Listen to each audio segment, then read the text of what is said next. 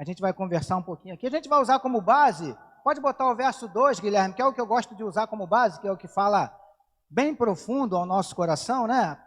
Principalmente a primeira parte do versículo, que ele diz assim, só a primeira parte. Então ele passou a... Vou repetir para os irmãos falarem a segunda parte, completarem, tá?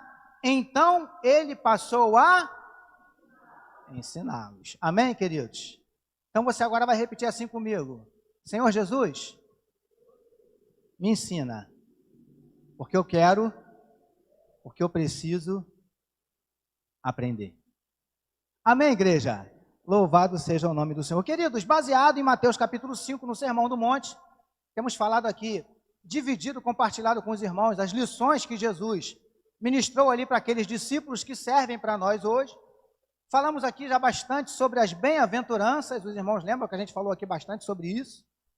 E nos nossos últimos encontros, nós falamos, quando Jesus ali disse para os discípulos, para aqueles discípulos ali que servem para mim e para você hoje, né? Que o discípulo, ele é o sal da terra, ele é a luz do mundo, e nós conversamos bastante sobre isso. Entendemos um pouquinho melhor por que Jesus utilizou essas expressões, essas nomenclaturas, digamos assim, né? Para se referir ali aos discípulos. Eu acredito que, assim como Deus ministrou meu coração, também tenha ministrado ao coração dos irmãos. Agora, queridos, como esse capítulo 5, ele é extremamente rico, e Jesus trouxe ali para aqueles homens e traz para nós ainda hoje lições preciosíssimas, eu quero conversar mais um pouquinho com você dentro ainda desse capítulo 5, e eu confesso que eu pensei assim alguns versículos, porque ele é muito rico. Se você puder ler, depois você lê com calma. Aliás, todo o Evangelho de Mateus ele é sensacional, mas o Sermão do Monte é espetacular. E aí eu confesso que eu fui pensando assim, alguns versículos que não tinha como falar tudo de todos, né? Porque uma hora não daria. Então eu fui tirando assim alguns que Deus foi falando mais ao meu coração e pedindo a Ele que falasse também ao coração dos irmãos. Então, baseado em Mateus capítulo 5, vamos aprender mais algumas coisas que Jesus tem para ensinar para a minha vida e para a tua vida nessa noite. Amém, queridos? Lições preciosas, não só para mim, não só para os amados que estão aqui no santuário, como para os queridos que nos acompanham também pela transmissão, que agora está lá em cima. Antes ficava aqui embaixo, agora está lá em cima, né? Louvado seja o nome do Senhor. Eu vou pedir o nosso projetor ali, o Guilherme, a gente começar com o verso de número 17, Guilherme, por favor. Mateus capítulo 5, verso 17. Que aí Jesus ensinando ali, olha só o que Jesus disse, que aí Jesus começou a falar, dentre os muitos ensinamentos, dentre as muitas lições. A gente vai falar aqui de alguns assuntos variados, e aqui Jesus começa a falar sobre a lei. E há algumas coisas importantes que eu e você precisamos entender sobre a lei, porque Jesus no verso 17 ele diz assim, não pensem que vim revogar a lei ou os profetas. Não vim para revogar, mas para cumprir. Porque eu afirmo que se a justiça, verso 18, Guilherme, porque eu afirmo que se a justiça de vocês não exceder em muito a dos escribas e fariseus, jamais entrarão no reino dos céus. Amém, queridos? A primeira coisa que é importante a gente entender ali, Jesus ensinando ali um pouquinho sobre a lei para aqueles que estavam ali.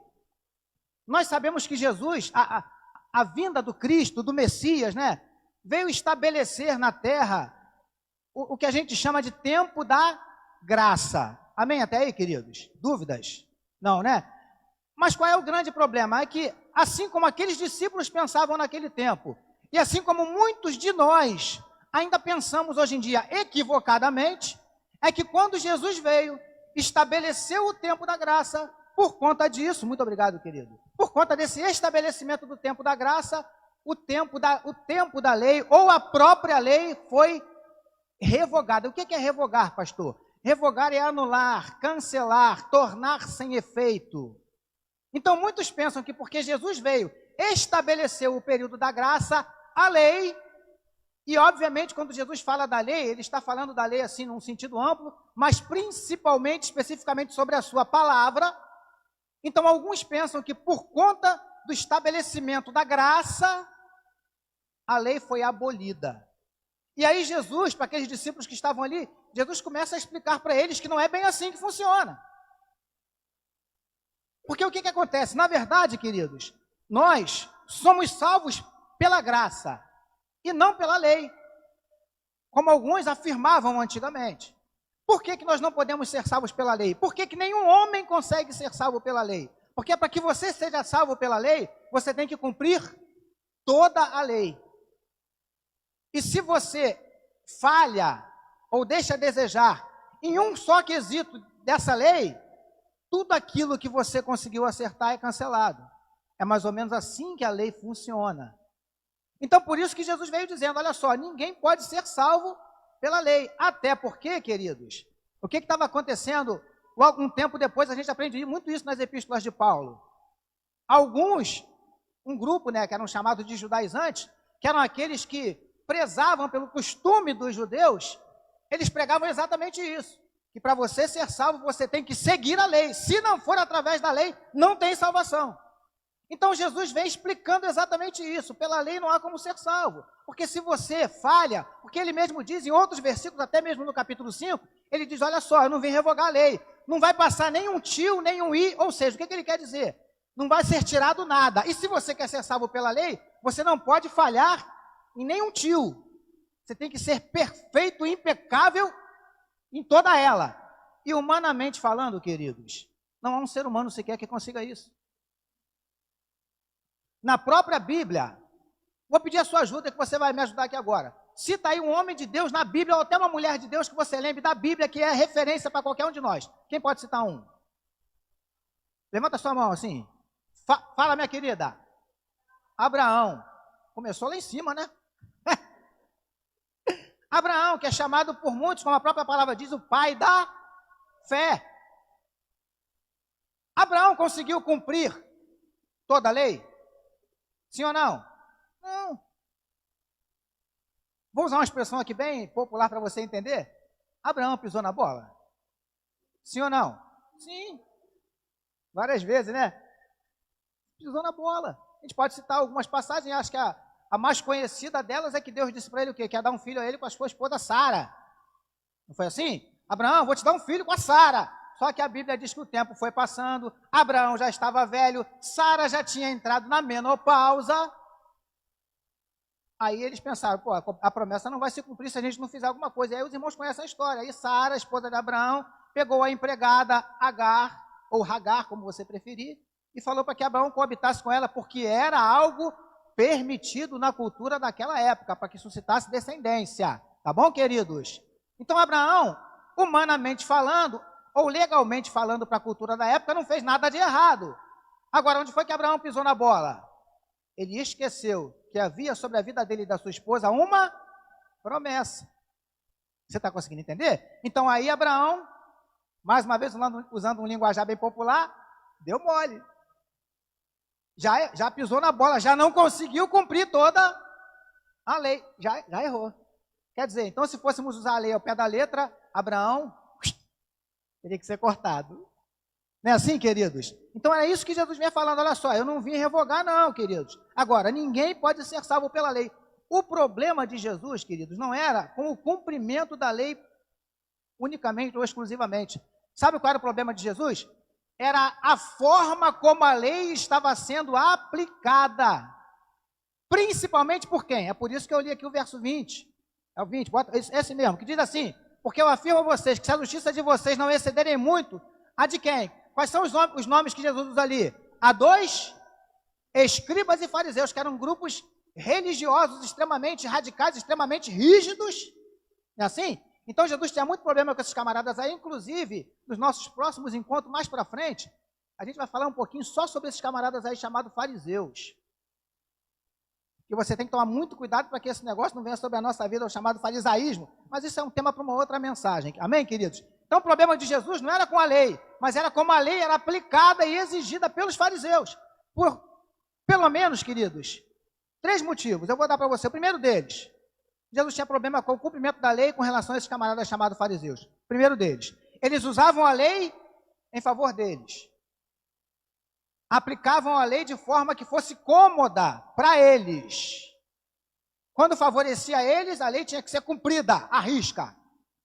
Quando ia de encontro a eles, podia dar uma aliviada. Então Jesus já se irritava com esse negócio. Primeiro motivo. Segundo motivo, eles colocavam sobre os outros um jugo que nem eles mesmos conseguiam cumprir.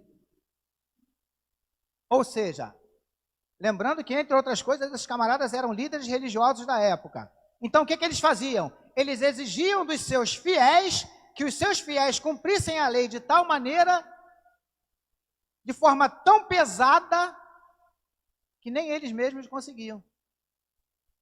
E aí é mais uma coisa que irritava extremamente a Jesus. E deixa eu dizer uma coisa para os irmãos, abrindo um parênteses, ainda hoje irrita. Ainda hoje isso irrita Jesus.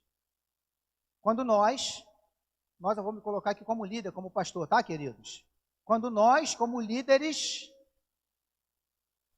isso serve para mim, pastor Carlos Eufrásio, pastor Luiz Almeida e os pastores que virão. Quando nós cobramos da igreja algo que nós não fazemos. Eu confesso para os amados que eu tenho dificuldade com isso. Tenho dificuldade. Porque se eu quero cobrar dos meus liderados, se eu quero cobrar das minhas ovelhas, se eu quero cobrar da minha igreja, eu tenho que ser exemplo. Você está conseguindo entender? Vou ser mais claro para que você não saia daqui com dúvidas, como a Michele orou aqui pedindo para que a gente entenda, não foi assim, Michele? A Igreja Batista Central do Rio de Janeiro nunca será ou seria uma igreja de oração se os pastores da Igreja Batista Central do Rio de Janeiro não são homens de oração. Você consegue entender? É mais ou menos assim que funciona. Era isso que esses camaradas faziam. Cobravam do povo, exigiam do povo coisas que eles mesmos não faziam. Eu não estou aqui falando de perfeição, não é isso. Mas eu estou falando de quê? De exemplo, porque o apóstolo Paulo, falando para Timóteo, que era um jovem pastor, no início do ministério, Paulo disse assim para ele: Timóteo, sê tu exemplo dos fiéis. Você está conseguindo entender, queridos? Eu, pastor Carlos Eufrásio, pastor Luiz Almeida e os outros, estou falando esses porque eles são os pastores dessa igreja. Eles precisam ser referência para a sua vida. Você está conseguindo entender? Eu preciso ser referência como pai. Como é que eu vou aconselhar um pai que vier falar comigo no gabinete com problemas? Se eu sou um péssimo pai para o Vitor e para o Daniel. Como é que eu vou aconselhar um marido? Como é que eu vou liderar um grupo, um departamento de casais, se eu tenho um casamento todo bagunçado? Como é que eu vou exigir não é bem a palavra, né? Mas como é que eu vou orientar, acho que essa é a palavra melhor, como é que eu vou orientar os pais, aos maridos que fazem parte desse grupo, a serem bons maridos, se eu sou um péssimo marido para Elizabeth? Está dando para os irmãos entenderem? É isso que Jesus se irritava com aqueles camaradas. Exigiam, cobravam a lei, mas eles mesmos não cumpriam. E tinha mais uma coisinha que eles faziam que Jesus se irritava com eles. Cumpriam a lei de forma fria. Acima de tudo, a lei. E até hoje em dia, queridos, nós temos aqui Fernandinha, que é advogada, né, Fernandinha, que pode falar muito melhor do que eu. A lei, ela é soberana. Mas a lei não pode ser posta acima de uma coisa chamada vida. Como assim, pastor? Vou tentar trazer um exemplo bem superficial para você entender. Se eu estiver errado, se eu falar besteira, nossa advogada pode me corrigir. Um exemplo. Suponhamos que você cometeu um homicídio, friamente falando, 30 anos de reclusão. Ok, queridos? Está lá na lei. Cometeu um homicídio, 30 anos de reclusão. Então, um homem mata um outro homem. Friamente falando, pega esse camarada que matou esse cidadão, joga na cadeia e deixa lá por quanto tempo? 30 anos. Friamente falando. Pastor, então como é que a gente faz para não analisar friamente falando? Vamos começar a analisar então. Vamos analisar o que envolveu esse evento. Por que esse homem matou esse outro homem? Suponhamos que ele chegou em casa, a casa dele estava sendo assaltada.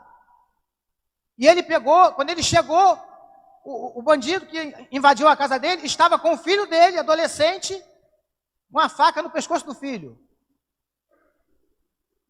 E aí, de repente, ele entra em luta corporal com aquele homem, consegue tirar o filho da mão daquele homem, e na luta corporal ele toma a faca daquele bandido e tal, e acaba matando aquele bandido com a própria faca.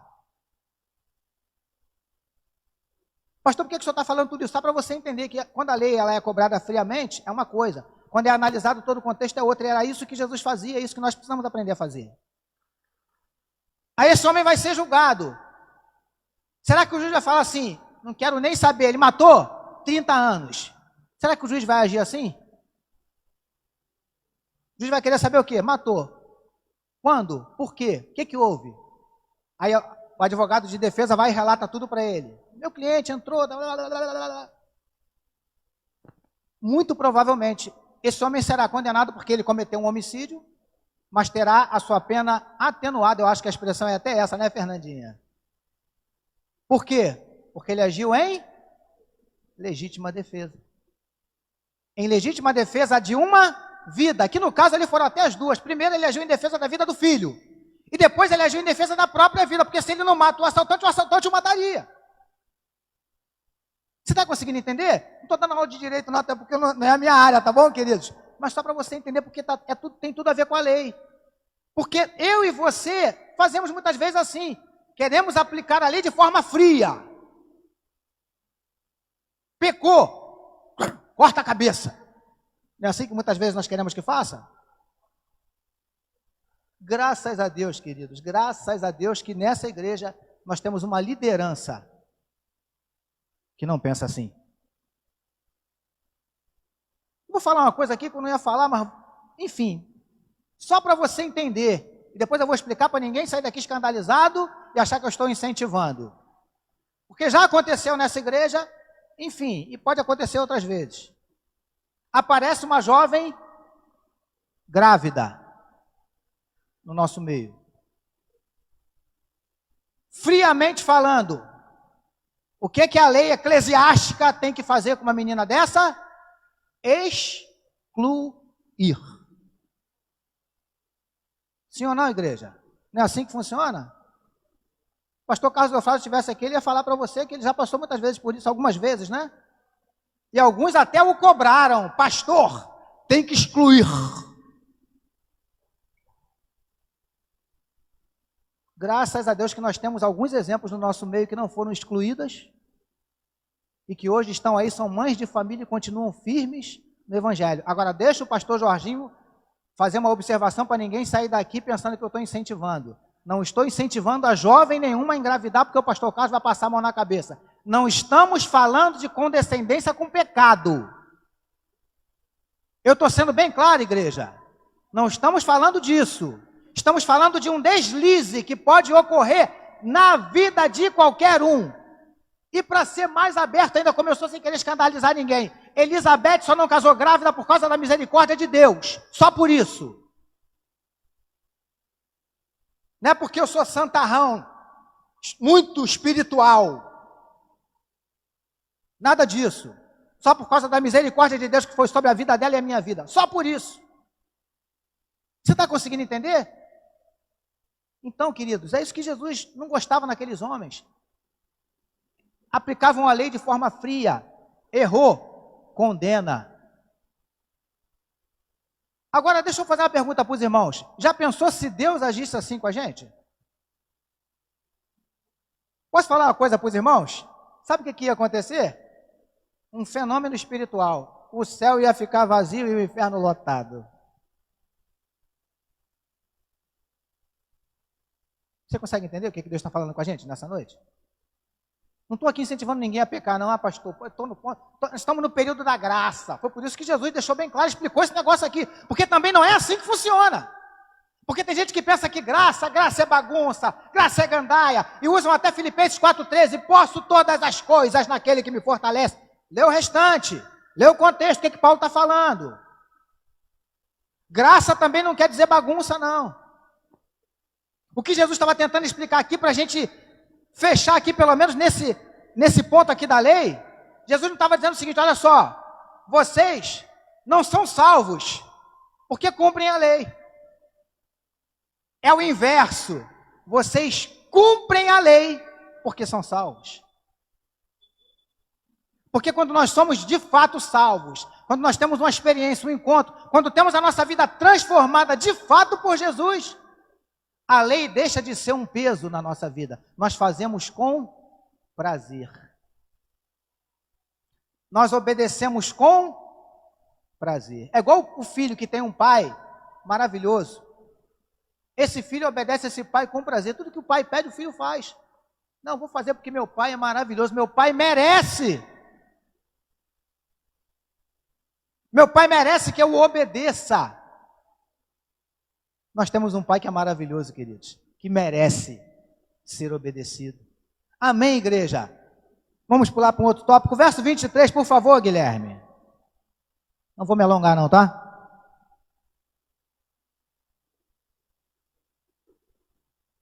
Oito e 20, pode subir, tá, Michele? Pedrinho já tinha cochichado no teu ouvido aí que eu vi. Eu ouvi, Pedrinho, eu ouvi. Verso 23 diz assim: agora Jesus parou de falar um pouquinho da lei, agora vai falar um pouquinho sobre uma outra coisa chamada oferta. Olha que coisa legal.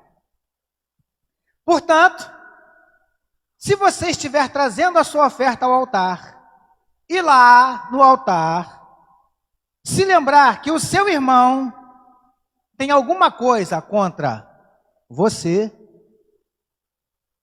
olha para mim.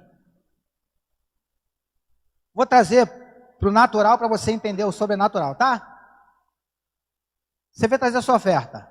Vem caminhando por esse corredor, chegou aqui no altar. Você ia fazer a sua oferta. Aí quando você ia fazer a sua oferta, você lembrou assim: rapaz, mas eu falei um negócio para o Newton. Cara, acho que o Newton ficou chateado comigo. Cara, tem que me consertar com o Newton, tem que ir lá para saber se está tudo bem. Agora, olha só o que diz o verso 24. Pode botar aí, por favor, meu amado. Diz assim: deixe diante do altar a sua oferta e vá primeiro reconciliar-se com o seu irmão e então volte e faça a sua oferta. Dentre as muitas lições que esse versículo deixa para mim e para você, tem uma que é extremamente importante, que você não pode sair daqui sem entender. Olha para mim, igreja. O teu relacionamento com Deus está diretamente ligado ao teu relacionamento com o teu irmão. Você sabia disso? É o que eu aprendo aqui com esse versículo. Olha o que ele diz. Você vai fazer a tua oferta. Chegou no altar, lembrou que houve um problema, que houve um desentendimento. Queridos, isso é normal, isso é natural. Achar que nós vamos viver numa igreja, ou numa comunidade, ou num grupo de pessoas, que não vai haver discordância. Não estou falando de discórdia, é diferente, tá? Que não vai haver discordância, que não vai haver diferença de opinião, que não vai haver até um certo desentendimento. Achar que você vai viver num grupo que não haja nada disso, não é nem sonho, é uma utopia. Nós somos seres humanos, sim ou não? Somos seres humanos, somos diferentes, personalidades diferentes, temos criações diferentes. Isso, obviamente, faz de cada um de nós um indivíduo, que por conta disso tem a sua individualidade. E isso muitas vezes causa atritos. Em casa somos 4, eu, minha esposa e meus 2 gatinhos. Somos só 4. E de vez em quando rola um desentendimento. De vez em quando rola um problema de opinião, um quer uma coisa, outro quer outra. Então essas coisas, elas são normais, naturais. É do ser humano. Agora, qual é o problema? Quando nós permitimos que essas coisas nos impeçam de caminhar juntos. Aí é o problema. Exemplo para os irmãos entenderem. Eu gosto de blusa de gola polo. O Pedrinho já gosta de blusa normal, né, Pedrinho? Bom, então, é Pedrinho lá e eu cá. Ué, qual o problema? Por que eu não posso andar com o Pedrinho só porque ele não gosta de gola polo, ele prefere a blusa sem a gola polo e eu já gosto de gola polo? Não podemos andar juntos por causa disso? Você está conseguindo entender? Os desentendimentos são normais, são naturais. E queridos, vou usar essa expressão só para você entender. Em alguns casos, é até saudável. Uma vez, nunca mais eu esqueci isso, eu vi uma senhora, um casal, dois velhinhos. Eles tinham, acho que se não me engano, quase 50 anos de casados. Aí ela, conversando com a repórter, ela virou para a repórter e falou assim: eu e meu esposo, nesses anos todos, nós nunca brigamos. Eu confesso para os amados que eu fiquei assustado com aquele negócio. 50 anos de casados, nunca tinham brigado. Falei, está pegando para mim. Tem um pouquinho mais de 20 de casado, a gente já brigou 2.728 vezes. Mas nem por isso eu pensei em me separar, e acredito que ela também não. Até porque não vai achar outro partidão desse aqui, né, amor? Então. Está entendendo, queridos? Isso não pode nos impedir de caminhar juntos. Você consegue entender? É isso que Jesus está falando aqui. Aí ele diz o seguinte, chegou no altar, lembrou. Agora, queridos, olha para mim, porque o versículo é muito legal. Deixe diante do altar a sua oferta, porque essa é a orientação. Você foi fazer a oferta, chegou lá, lembrou, eu acredito que até o Espírito Santo fez lembrar, né? De repente o Espírito Santo falou assim, vai fazer a oferta? Mas é aquele problema lá que ficou lá, como é que ficou a situação? Resolveu? Sim, resolvi não. Aí qual é a orientação? Deixe diante do altar a sua oferta e vá. Agora eu queria que você lesse a expressão que está ali logo depois da palavra vá. E vá, vou falar de novo para você ler mais alto, mais bonito. E vá primeiro.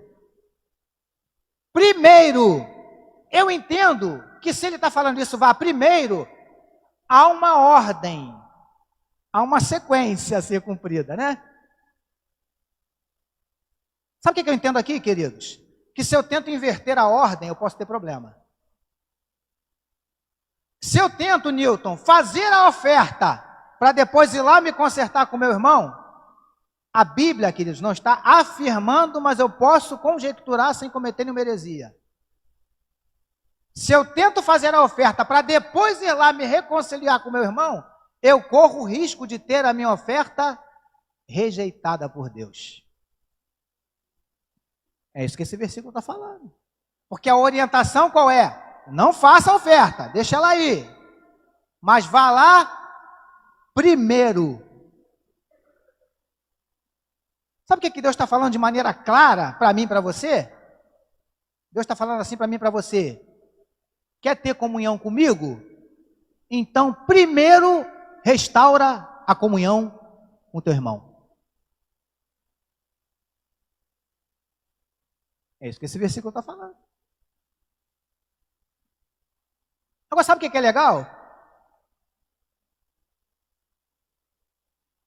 É que a gente vê de vez em quando no nosso meio, crente que não fala com crente. Deixa eu te dar um conselho. Toma muito cuidado com isso, sabe por quê? Porque esse irmão que você não fala com ele, vai morar no céu contigo para a eternidade.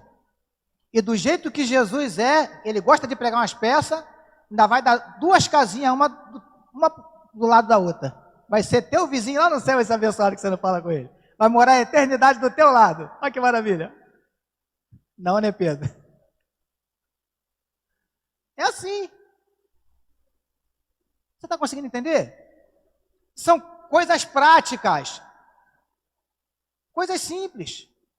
Nós muitas vezes queremos o agir de Deus, queremos a unção de Deus, queremos o Shekinah de Deus na nossa vida, na igreja. Tem um salmo que ele diz assim: ó, quão bom e quão suave é que os irmãos vivam em união. Onde está isso, hein? Alguém me ajuda? Ô, pastor, agora o senhor pegou pesado, hein, pastor? É um salmo. Qual é? Vai ganhar um bombom, irmã. Salmo 133. Aí o salmista diz assim, presta atenção. Está vindo aqui agora, não tem nada aqui não, tá? Ó, quão bom e quão suave é que os irmãos vivam em união. Aí ele diz mais assim, ó, porque é como óleo Eu sei que vocês são bons de Bíblia. Entre as simbologias do óleo na Bíblia, fala uma para mim. O que o óleo na Bíblia quer dizer? Fala aí, querido. Unção. Unção de Deus. Então ele diz assim: com bom e com suave é que os irmãos vivam em união, porque é como óleo que desce. Então a primeira coisa que eu posso concluir com esse versículo: se no meio dessa igreja não há união, não há comunhão, também não há unção. E aí, queridos, podemos fazer vigílias, podemos fazer congressos,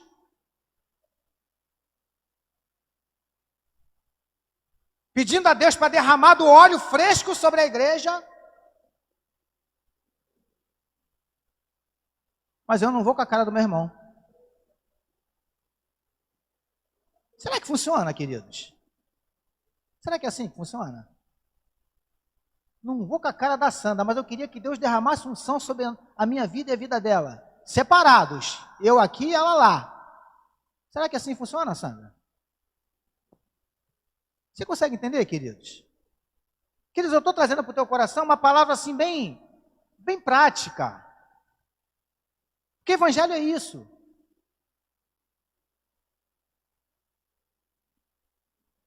Ainda vou jogar uma responsabilidade em cima de você que já está sobre mim também. Será que de repente a unção de Deus não tem descido sobre a Igreja Batista Central do Rio de Janeiro por minha causa?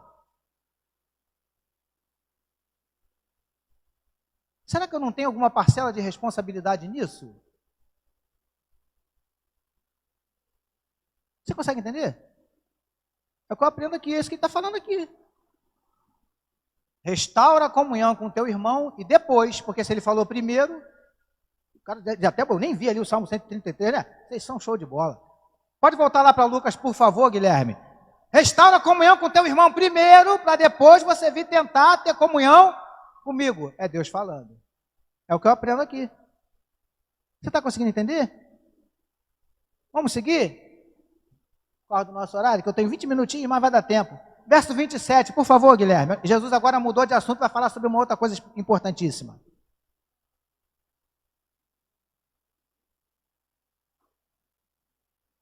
Se você ler o capítulo 5, você vai ver que em alguns versículos Jesus começa falando assim, olha, vocês ouviram o que foi dito.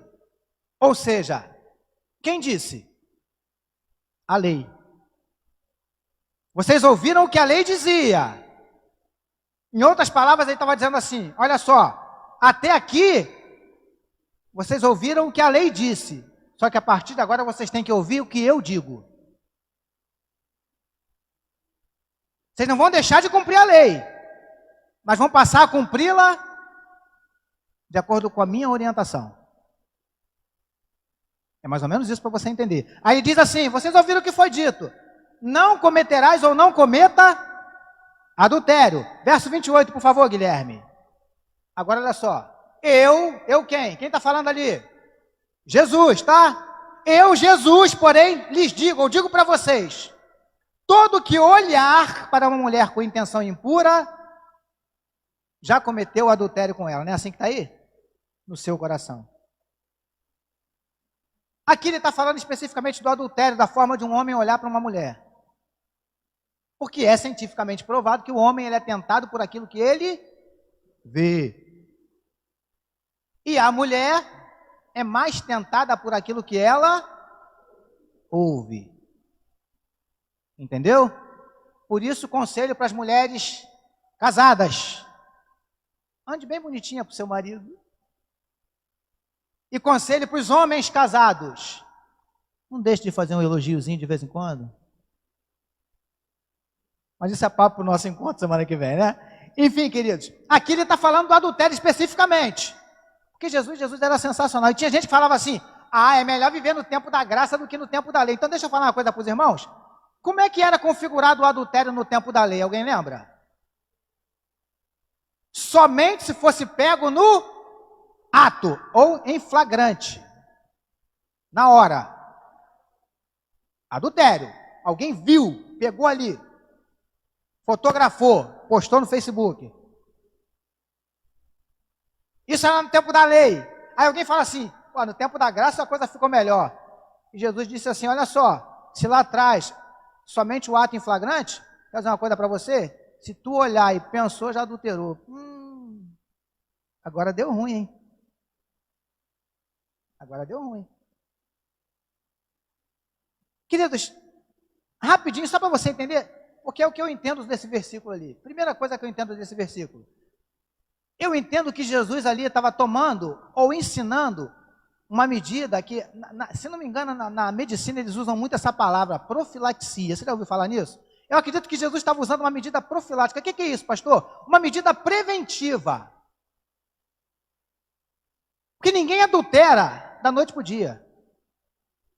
Ah, pastor, adulterei. Conheci uma menina hoje, em meia hora adulterei.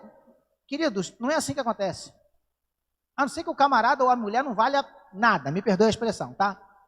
Mas um adultério é uma coisa que tem suas etapas. Começa com um olhar que é correspondido. Começa depois com uma aproximação. É um elogio. É um pegar na mão. É um bom dia, boa tarde. Você ficou linda com essa roupa. De repente o marido em casa não faz um elogio, na rua andando faz, tá? Cuidado. É assim que começa. Até se configurar no ato em si. Então o que Jesus estava dizendo ali é o seguinte, olha só, cuidado, porque começa ali.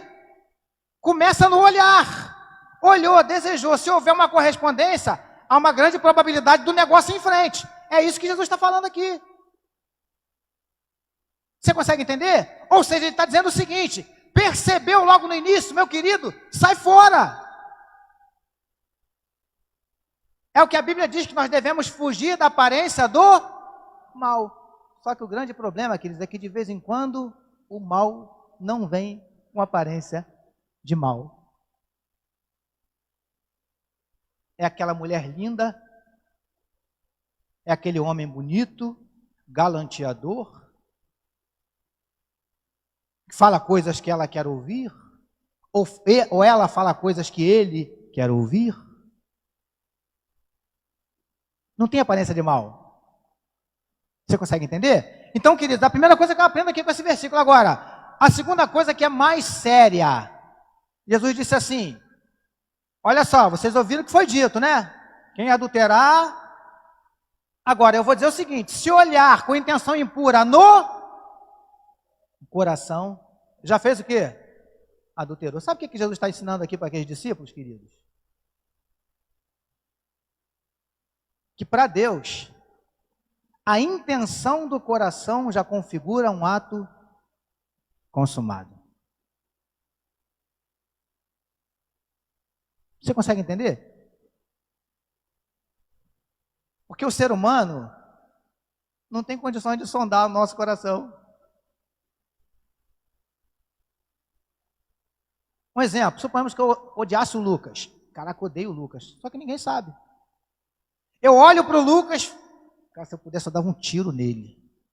Só que eu não falo para ninguém. Só que diante de Deus, eu já cometi. Até porque no meu coração e na minha mente eu já até visualizei a cena. Então, na verdade, no meu coração, eu já matei o Lucas. Você consegue entender? Pastor, o que o senhor está querendo dizer? Eu estou querendo dizer o seguinte, querido. Você pode enganar todo mundo. A todo mundo. Você consegue enganar até a você mesmo. Você sabia disso? Inventa uma mentira e conta essa mentira várias vezes, vai chegar uma hora que nem você vai saber se é mentira ou se é verdade. Você está conseguindo entender? Você consegue enganar todo mundo. Mas e a Deus? Quem é que engana? Ninguém, porque Ele sonda os nossos corações. Olha para mim, Ele sabe exatamente o que está passando no seu coração nesse exato momento. Complicado, né? Porque passa às vezes algumas coisas no nosso coração que só a misericórdia de Deus, né? É isso que ele está falando ali. A intenção do coração para Deus é considerado um ato Consumado. Vamos seguir, porque eu estou terminando já, tem um pouquinho o tempo, verso 29. Eu quero terminar o capítulo 5 hoje. Verso 29, por favor, Guilherme. Diz assim o 29. Se o seu olho direito leva você a tropeçar, arranque-o. Não é assim que ele diz ali? Jogue fora. Pois é preferível você perder uma parte do seu corpo do que ter o corpo inteiro lançado no inferno. Verso 30. E se a sua mão direita leva você a tropeçar, corte-a e jogue fora.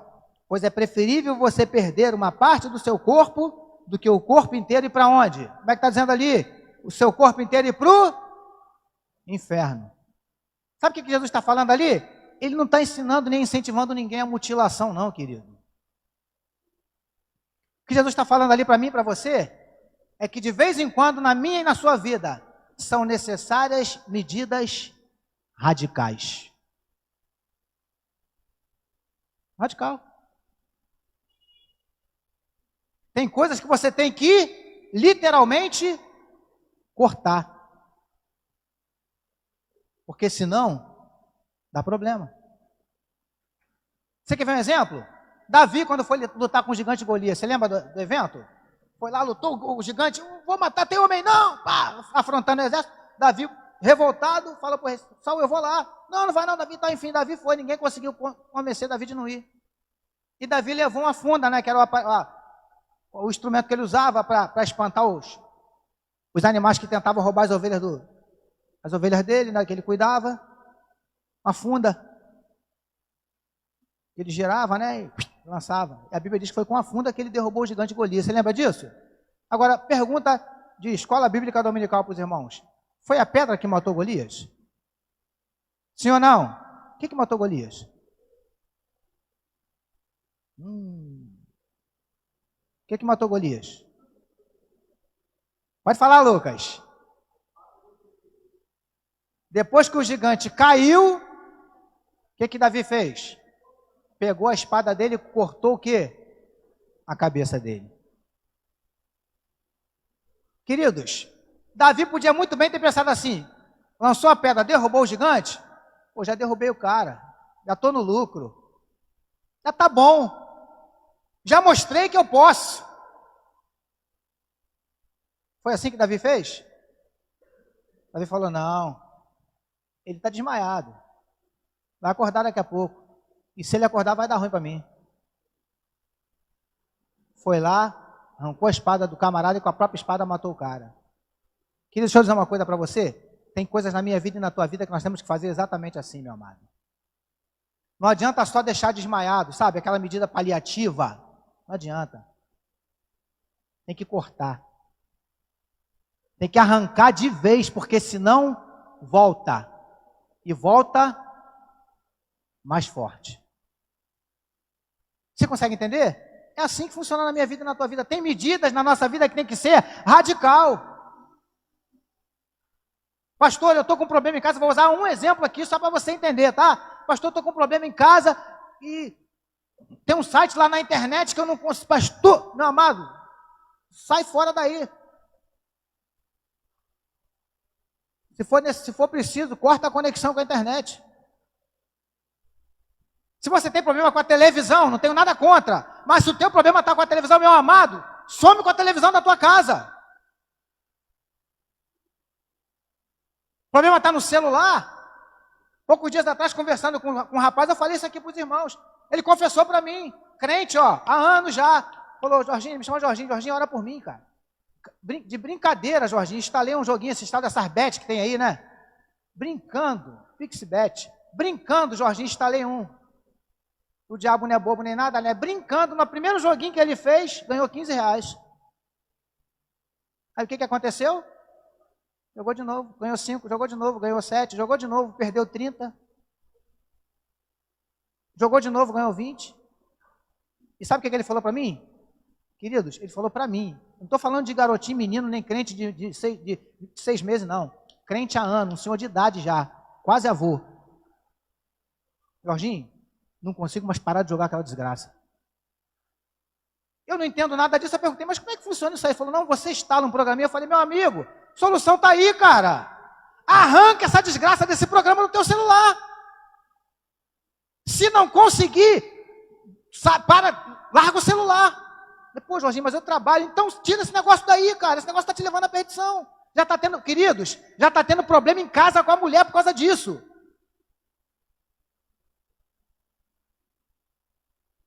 Você consegue entender?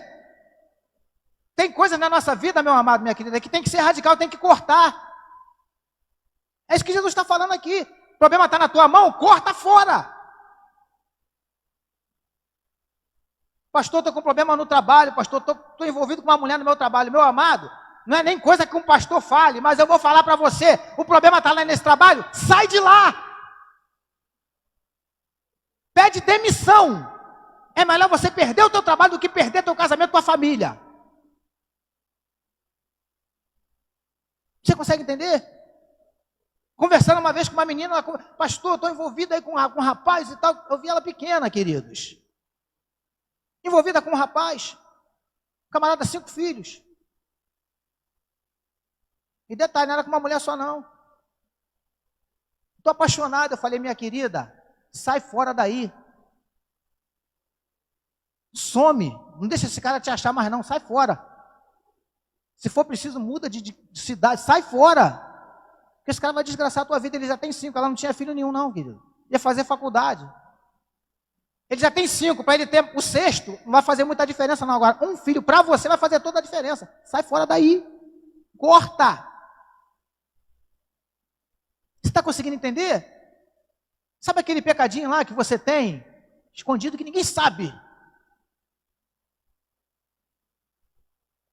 Tem que tomar medidas radicais, tá? Pastor, tem um negócio, pastor, que eu não consigo ficar sozinho. Então não fica sozinho. Não fica sozinho. Queridos, uma vez, isso já tem muito tempo, eu já contei isso aqui para os irmãos. Estava na casa da minha sogra agora se mudou, ela morava numa casa antiga. Tinha uma TV lá internet não, TV a cabo. A gente estava casado de pouco tempo. A gente foi na casa da minha sogra, a gente dormia na sala, eu e minha esposa, acho que não tinha nem o Daniel, casado de pouquinho tempo. Aí a Beth dormindo, e eu fiquei acordado até um pouquinho mais tarde vendo televisão. Aí essas TV que tem 3.728 canais, sabe?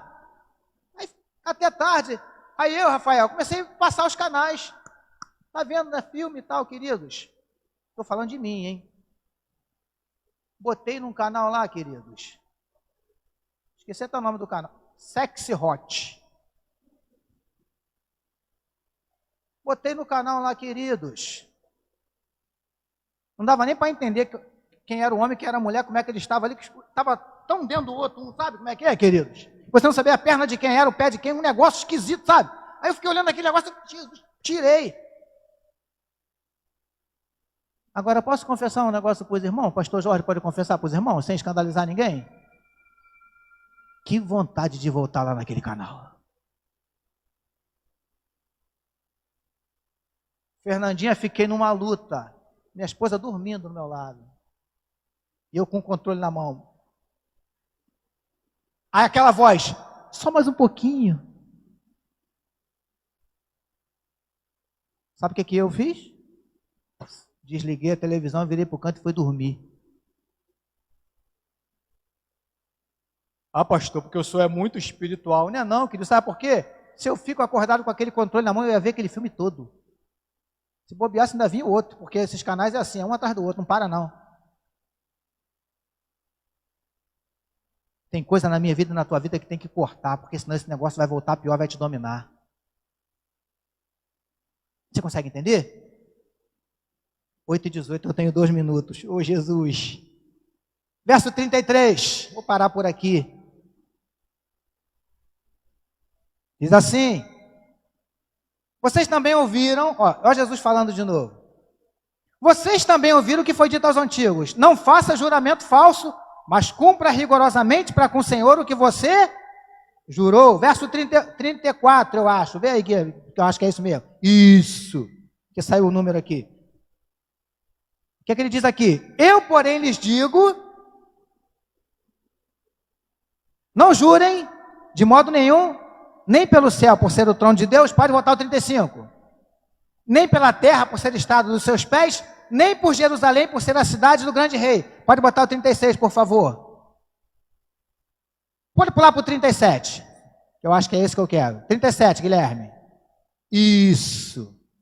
Aí Jesus fala umas outras coisas, agora olha o que ele fala, para a gente encerrar. Que a palavra de vocês seja sim, sim. O que passar disso vem de quem? Sabe o que Jesus está dizendo aqui? Se você falou que é sim, é sim.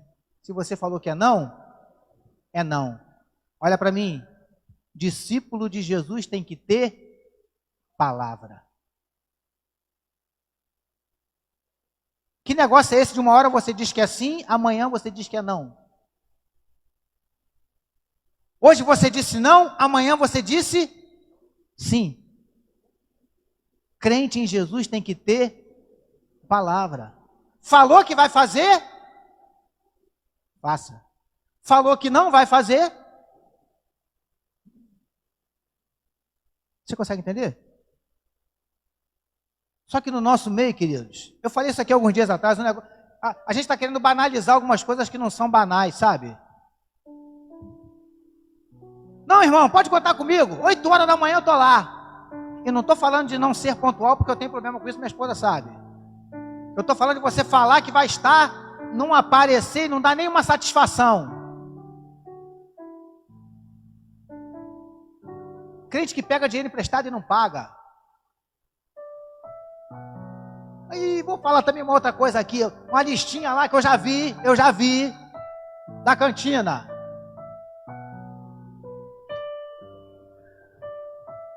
Irmão, pode botar meu almoço aí, semana que vem eu pago. Crente que a gente tem que ficar correndo atrás. Eu falei para os casais, querido, eu falo porque não tem papo na língua mesmo. Falei para os casais na reunião domingo. Tinha uns 2 ou 3 casais aí que eles sabiam que todo mês, tal dia, tinha que dar um determinado valor. Tinha casal que eu tinha que falar, irmão, já passou o dia, irmão. Eu estou falando de uma forma descontraída, mas é sério isso. Deixa eu dizer uma coisa para você que eu já falei para você relembrar. São essas pequenas coisas que muitas vezes demonstram o nosso caráter, tá, querido? E eu não estou falando aqui de falha, de deslize, de esquecimento, porque eu também sou esquecido, sou distraído, eu não estou falando de nada disso. Mas estou falando de uma coisa que muitas vezes é muito mais séria, que está no nosso meio, precisa ser extirpada, uma coisa chamada desvio de caráter.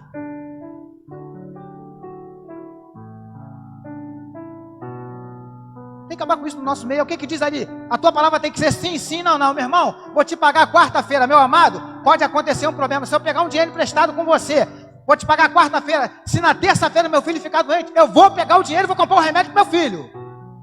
Mas eu vou chegar na quarta-feira e falar, meu amado, me perdoa. Falei que ia te pagar, mas eu tive que comprar um remédio. Pastor, eu vou precisar do dinheiro. Eu vou dar um jeito de arrumar emprestado com outra pessoa para te dar. Para não deixar você na mão. Mas eu tenho que, no mínimo, dar uma satisfação. A gente está precisando aprender isso no nosso meio, queridos. Crente que não tem palavra, crente que fala que vai fazer e não faz, crente que não expressa, não demonstra, não emite, não passa confiança, não passa confiabilidade. Meu amado, está errado. Está errado esse negócio. Está na hora da gente começar a mudar as nossas atitudes, a nossa postura. O camarada falou um negócio para mim que eu falei que eu fiquei feliz. Fiz um negócio com ele e tal, aí eu falei, meu amado, olha só, a gente pode acertar isso aqui depois? Ô pastor, eu faço negócio com o senhor quantas vezes o senhor precisar. De olho fechado. Você consegue entender? Acho que ali foi Jesus ensinando para os discípulos daquele tempo, ensinando para mim e para você hoje. Sabe por quê, queridos? Para a gente fechar, já estou 3 minutos atrasado. Quando a gente começar a agir assim aqui dentro, deixa eu dizer uma coisa para você. Igreja, presta atenção que isso é a palavra de Deus para o coração da Igreja Batista Central do Rio de Janeiro. Esses bancos vão começar a se encher automaticamente. Vou repetir. Não vai precisar nem ir lá fora fazer evangelismo. As almas vão começar a entrar. Aleluia. Porque ali, aqui, eles vão entrar e vão falar assim, eu vou lá porque ali tem um povo diferente.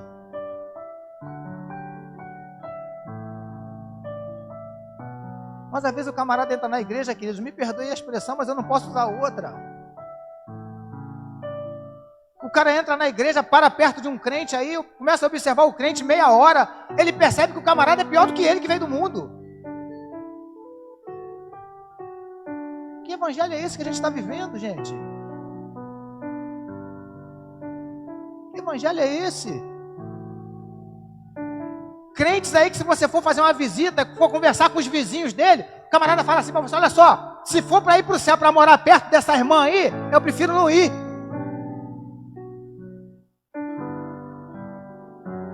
Que evangelho é esse, querido?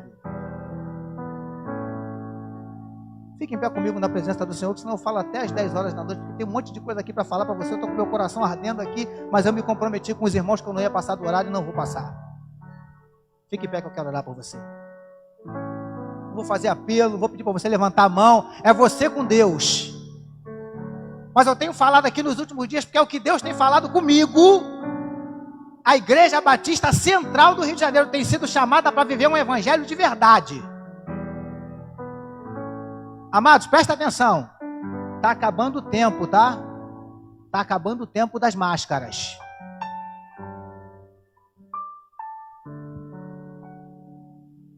Está acabando o tempo. Está chegando a hora de... Vou usar uma expressão bem popular. Está chegando a hora da gente botar a cara. Ou tu é ou tu não é.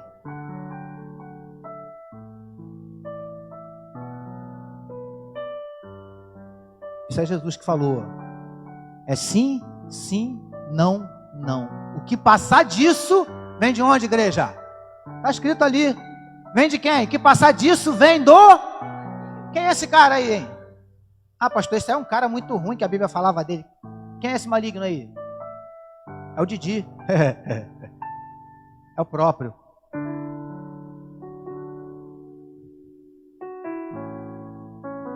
Mas a nossa vida não é guiada por ele. Nossa vida é guiada por ele. Aleluia. Aleluia. Feche seus olhos. Senhor, em nome de Jesus, obrigado por essa noite. Obrigado, Senhor, pela tua palavra. Obrigado pelos ensinamentos que o Senhor tem trazido para nós nessa noite. Que, como já foi falado aqui, a tua serva, quando orou, antes de eu subir a esse púlpito, ela pediu que nós não só aprendêssemos, assimilássemos, mas acima de tudo colocássemos em prática nas nossas vidas. Eu estou precisando praticar o teu evangelho na minha vida, na minha casa, no seio da minha família, aonde o Senhor me enviar, Senhor. Em nome de Jesus, ajuda-nos a vivermos um evangelho de verdade. Em nome de Jesus. Amém, queridos? Faz assim com a sua mão que eu quero te abençoar. Logo em seguida eles vão cantar e nós vamos encerrar. Amém? Que o amor de Deus, o nosso Pai, a graça salvadora do Filho e as doces consolações do Espírito Santo de Deus seja com todo o povo de Deus sobre a face da terra, desde agora e para todo sempre. E todo o povo de Deus receba e diga amém, queridos.